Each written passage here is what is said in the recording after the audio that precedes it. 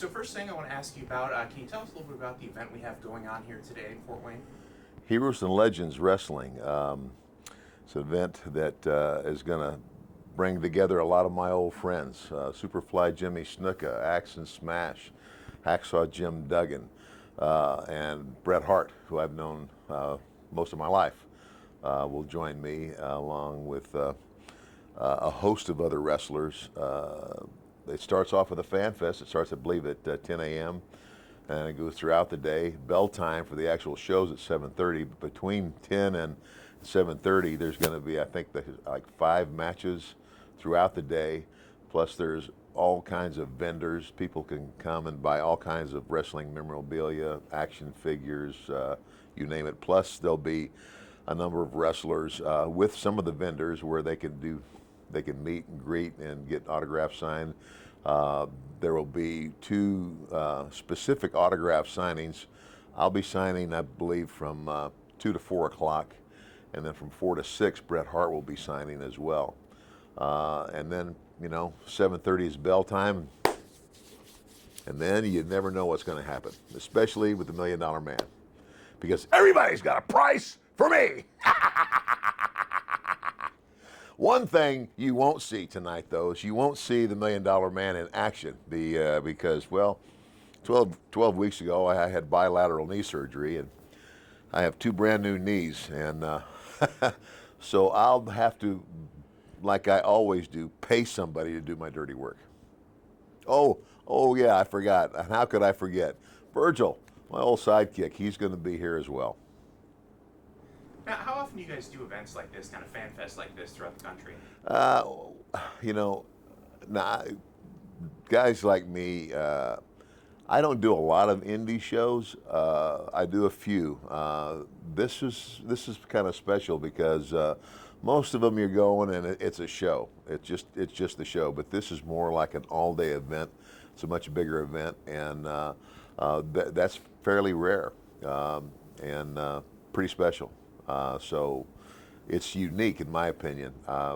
Actually, I've never done a wrestling show like this aside from WWE. Of course, WWE's WrestleMania is coming up in a couple of weeks, and of course they have a fan fest that goes on for like 2 or 3 days. But to have an event like this in Fort Wayne, I think it's pretty special. Yeah, what are events like this for you guys, as the wrestlers? I mean, talking one-on-one with fans, some of whom have, grown up watching. Well, I love it because it's a chance to interact with the fans, especially, if you're there for some period of time. Like when I go, and I have done the Comic-Cons where I've been there and I've sat for, instead of just 2 hours, maybe 3 or 4 hours, and people come up and not only do they get their autographs and pictures, but you have a chance to interact with them and listen to what they like and what they don't like about the product. In other words, I find out a lot about how the fans are feeling about what's going on in wrestling today, and as opposed to when we were wrestling and things like that. So it's pretty interesting, and it's a way to interact with the fans. And of course, without the fans, I wouldn't be here. Talking with the fans, what they like, what they don't like. This may be kind of a Pandora's box of a question for you, but what's your take on the current state of the wrestling business today? Well, it's like anything else. It evolves, and most wrestling fans from my era, they're not crazy about the product today because they feel like it's more drama than wrestling, so to speak. I guess as an old timer, I kind of feel the same way. But by the same token, the product today is reaching more people. I mean, they sold WrestleMania out in less than a day. I mean, and we're talking about the stadium where the New York Giants play football, sold out. And I mean, not only is it sold out, it's probably the largest crowd that'll ever be in that stadium because of the way it's set up. You got the ring right in the middle of the field, and everything else they fill up.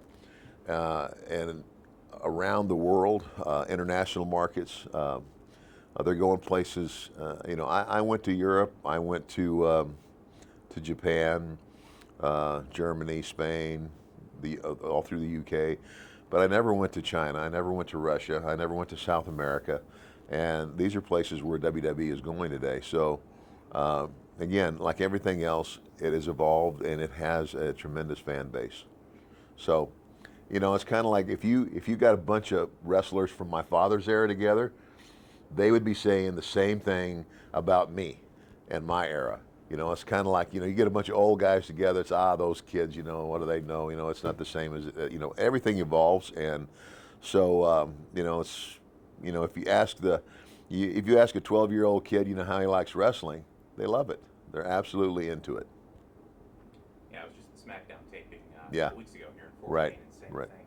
I want to talk a little bit about your career. And correct me if I'm wrong on a couple of these, but for people who aren't aware, wrestled all over the country, different promotions for the NWA, then came to the then WWF in the late 80s.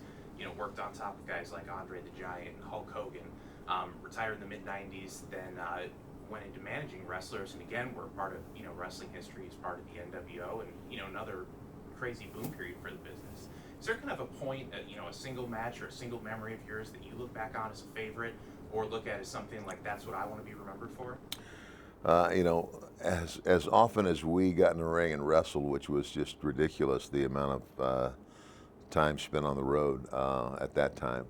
That's one thing that's changed. That is for the betterment of the talent. The guys today work a 4-day work week. We were on the road, countless days. But it's hard to pick one event. But there's a couple that stand out in my mind. Obviously, when I came to the WWF, as it was known then, and they introduced my character in a very unique way, it built up to this point where I said, being the $1 Million Man, and I want to prove to the world that I could buy absolutely anything, I'm going to buy the WWF World Title. Now, how in the world can you do that? Well, I'm going to hire Andre the Giant, and he's going to beat Hulk Hogan. Well, Andre and Hulk had been the headliners at WrestleMania 3, and for almost a year, they didn't touch. And then the first time that wrestling was on live national network television since the 50s was an event called Saturday Night Main Event, and it was held in Indianapolis at what was then Market Square Arena. And the main event was Hulk Hogan versus Andre the Giant. But the story was my hiring Andre to buy the title. And so I wasn't even in the match. And as it turned out, the referee in the match has an identical twin. And so the one referee goes down, and the identical twin, the evil twin, runs out to the ring. Something happens, and Andre's got Hulk down, and he goes down to count, and the referee counts 1, 2, and Hulk's got his shoulder this far off the mat, and the referee just goes ahead and counts 3, and gives the belt to Andre and declares him the winner. And then Andre puts the belt around my waist, and that was the lead-in for WrestleMania 4. And so WrestleMania 4 was my first WrestleMania, and it ended up being a tournament because they stripped me of the belt, of course, because I can't buy the belt, and Andre won't take it back, and they can't give it back to Hulk. I mean, it's a storyline. So they have a tournament to declare a new winner. And in that tournament, at that WrestleMania 4, I wrestled 3 times. I wrestled Hacksaw Jim Duggan. I wrestled Don Morocco, absolutely. And then the last match I had was with Randy Savage.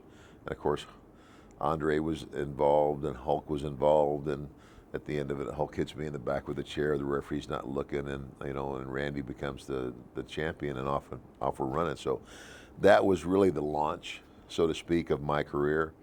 And the one other event that I would say that's a real standout, because it's the largest crowd that I ever wrestled in front of, was SummerSlam, I think it was 92, and in Wembley Stadium, 80,000 people. Unbelievable. Just unbelievable. And we were told that we sold Wembley Stadium out faster than the Beatles. So that's pretty impressive. Yeah, in fact, that ties into my next question. We're talking about, seeing more fans in New York, New Jersey for WrestleMania this year than ever. Have you 80,000 Wembley Stadium, or even 60-some thousand in the Skydome for WrestleMania 6. Yeah. What's that like for the 99% of people who will never experience something like that? What's it like, being out performing in front of that many people? It's surreal. I mean, it's unbelievable.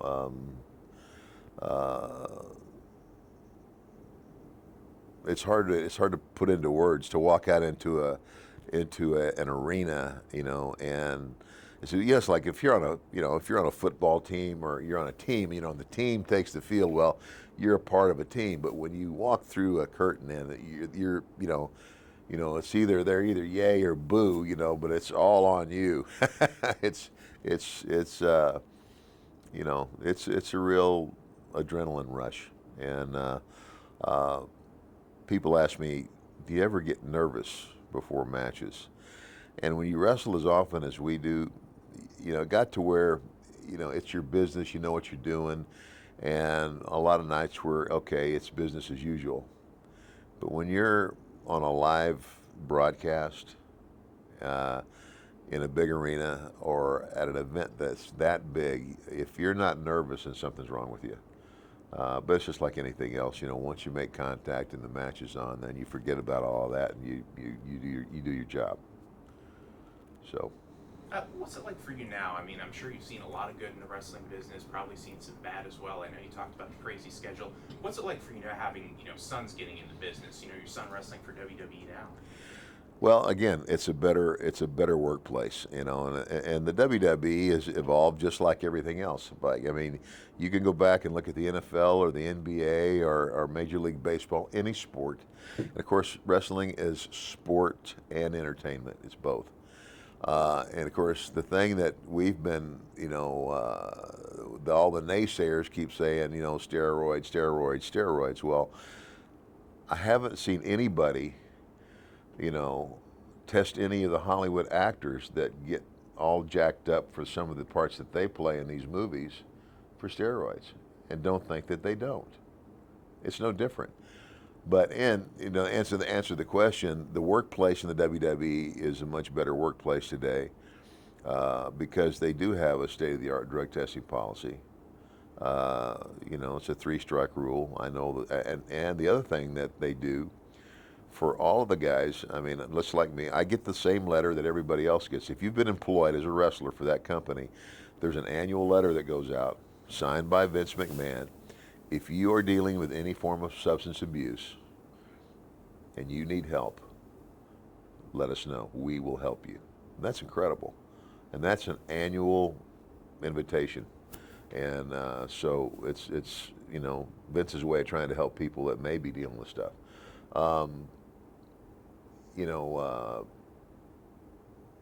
Has there been steroid use? Absolutely. Years ago, it was rampant.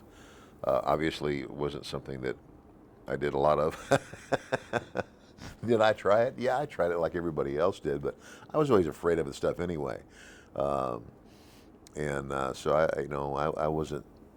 I was more. I obviously wasn't known for my body. I was known for my ring skills, and my ability to run my mouth. So, but it's evolved. The 4-day work week. The guys are home 3 days a week now. Again, back when I was in this, this was when Vince was trying to build this empire, and of course, when you're part of the crew that's, paving the way, then things are. I mean, actually, it was even. I heard stories from the guys that were here during WrestleMania 1, 2, and 3, and that schedule was even more outrageous than the schedule that I was on. I mean, we would go out when I first started for the WWF. We would wrestle. We would go on the road 3 weeks, 21 days, 21 cities, and then we go home for a week, and then we go do it again.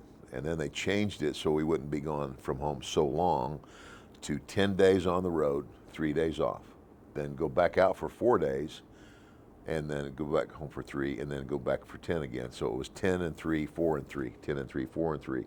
Well, when you add that all up, you're home 6 days a month, and that's not a lot of time to be home, especially if you have a wife and a family, and that's very hard.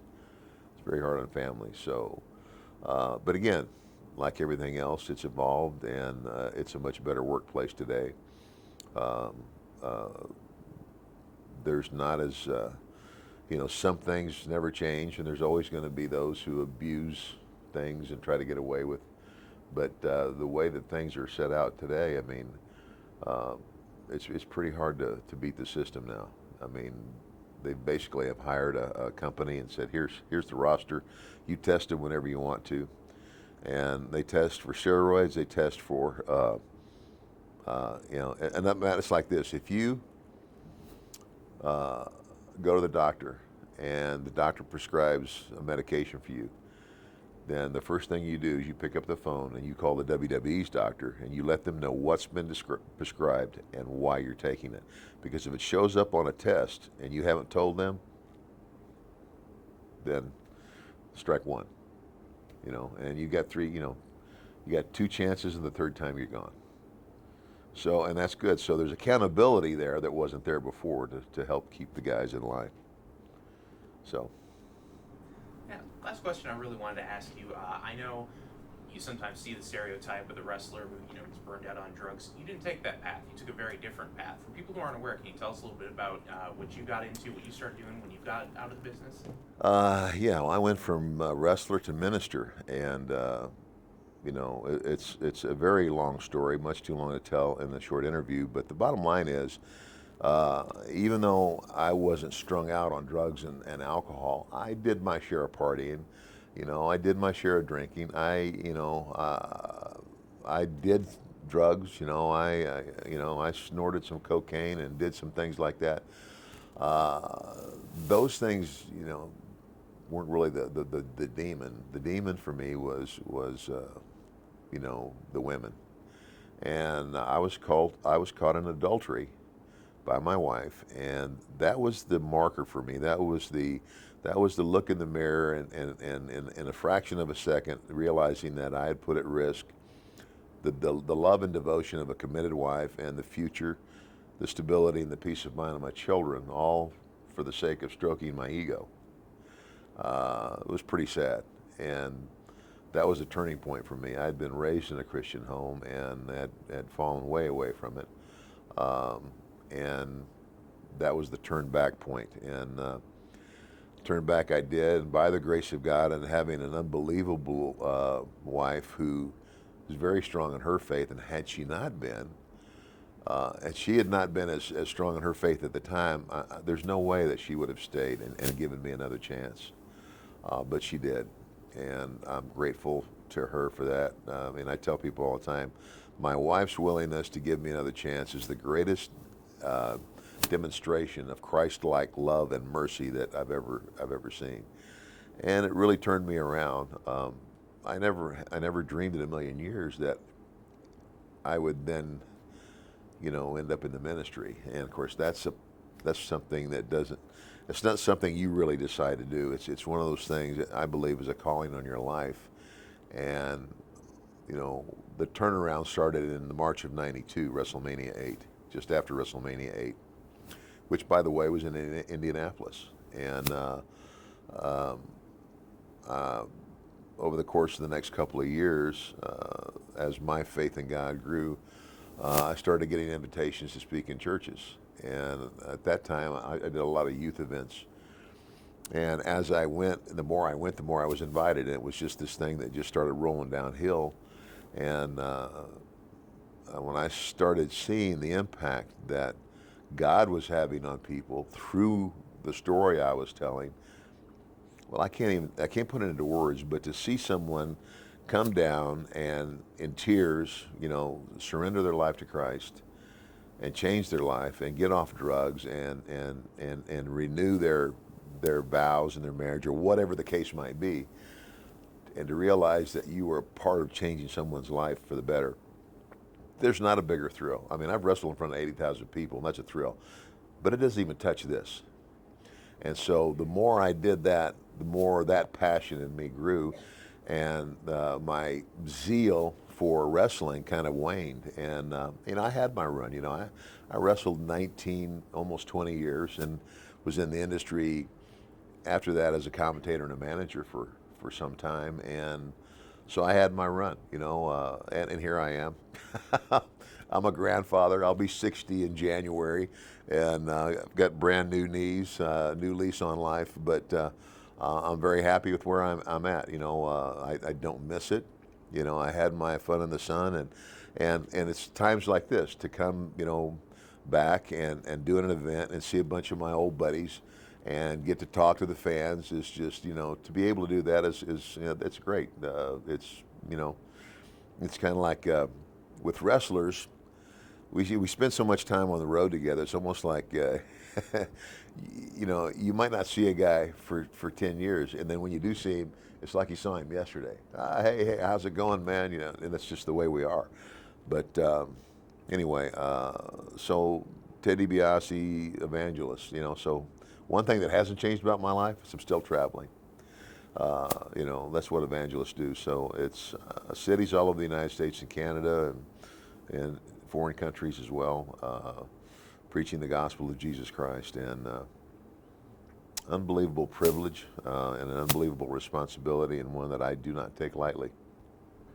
Perfect. Is there anything else you'd like to talk about, or any last message you have for the people of Fort Wayne? No, it's just that it's great to be back in Fort Wayne, and having the opportunity to see some of you fans, and hope you guys come out.